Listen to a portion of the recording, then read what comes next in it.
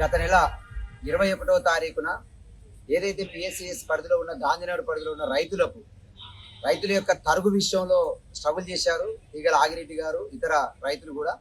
ఆ చేసి కలెక్టర్ ఆఫీస్కి వచ్చిన తర్వాత కలెక్టర్ ఆఫీస్లో వినతి పత్రం ఇచ్చారు. 21వ తారీఖు మిల్లుకు పోయిన తర్వాత 24వ తారీఖు అప్పుడు ఏ తరుగు లేదని చెప్పి తర్వాత 3 కేజీలు తరుగు తీస్తారని చెప్పి వాళ్ళు మిల్లు వాళ్ళు పంపించిన పరిస్థితి ఉంది. దీనికి జిల్లా కలెక్టర్ ఆఫీస్కి ఇచ్చిన తర్వాత జిల్లా కలెక్టర్ ఆఫీసు వెరిఫికేషన్ చేసి మిగతా చేసి మీ తరుగు రైతులు ఒప్పుకోలేదు కాబట్టి తరుగు తీయమని చెప్పి ఈ రోజు జిల్లా కలెక్టర్ ఆఫీసులో కలెక్టర్ గారి సమక్షంలో నిర్ణయం చేశారు. ఇది రైతులు చేసిన పోరాటం విజయం సాధించినట్టు. కానీ మేము ఇక్కడ అడుగుతా ఉన్నాం, ఇప్పుడు ఈ రైతులకు చైతన్యం ఉంది, వీళ్ళు అడిగారు కాబట్టి ఇది వచ్చింది. మరి అడగని రైతుల పరిస్థితి ఏంటి? ఈ జిల్లాలో జిల్లా వ్యాప్తంగా కొన్ని రైస్ మిల్లులు కావాలని 3 కేజీల నుంచి 8 కేజీల వరకు తరుగు పేరుతో తీసేస్తా ఉన్నారు. ఉదాహరణకు మాట్లాడుకుంటే ఈ రైతులు ఏదైతే గాంధీనగర్ పరిధిలో పిఎస్సిఎస్ పరిధిలో ఉన్న వీళ్ళది ఎక్కడైతే ఐకేపీ సెంటర్లో జోక్కున్న తర్వాత మిల్లు దగ్గరకు వచ్చిన తర్వాత జోకేటప్పుడు 41 కేజీల 200 గ్రాములు పెడుతున్నారు.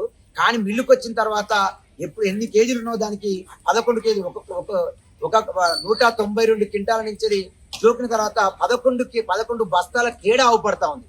కాబట్టి ఐకేపీ సెంటర్లో జోకేది తప్పుందా, లేకపోతే మిల్లు సెంటర్లో జోకేది తప్పుందా? ఇది ఎవరి బాధ్యత? ఈ బాధ్యత ఎవరిది? లేదా మిల్లుల బాధ్యత, ఐకేపీ సెంటర్ బాధ్యత, జిల్లా కలెక్టర్ బాధ్యత, జిల్లా అధికారుల బాధ్యత అని ఆలోచించాలి. రైతులు ఇబ్బంది పడతా ఉన్నారు, ఇది తెలవట్లేదు.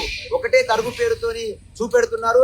దీని పేరు డబ్ల్యూఎస్ అని పెడుతున్నారు. డబ్ల్యూఎస్ అంటే పేమెంట్ స్టార్టేజ్ అంటున్నారు. పేమెంట్ స్టార్టేజ్ అని రైతులకు ఎట్లా ఇంగ్లీష్ వస్తుంది? కాబట్టి రైతులకు అన్యాయం చేస్తా ఉన్నారు.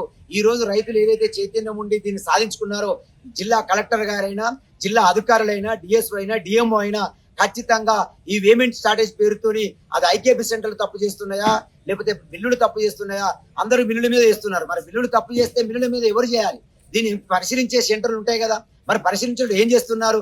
అది కరెక్ట్ ఉందా లేదా, అక్కడ వెయిట్ చేసేది కరెక్ట్ ఉందా లేదా చూడాల్సిన బాధ్యత ఎవరిది? ఈ బాధ్యత రహితంగా వివరిస్తున్న ఈ అధికారులను ఖచ్చితంగా చర్యలు తీసుకోవాలని, ఎవరు బాధ్యత రహితంగా ఉంటున్నారో వాళ్ళ మీద చర్యలు తీసుకోవాలని చెప్పి సిపిఎం పార్టీగా డిమాండ్ చేస్తా ఉన్నాం.